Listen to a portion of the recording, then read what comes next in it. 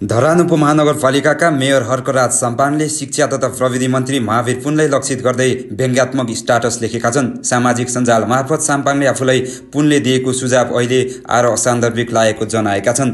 साम्पाङका अनुसार 2082 साल 5 महिना 24 गते राति जीएनजी आन्दोलनको दोस्रो दिन पुनले उनलाई फोन गरी हर्क भाइ धेरै नमचिनु खाडोलमा हाल्छन् है भनेर चेतावनी दिएका थिए। साम्पाङले भनेका छन् पुग्न पुछार भेट्न टुप्पो असान्दर्भिक लाग्यो।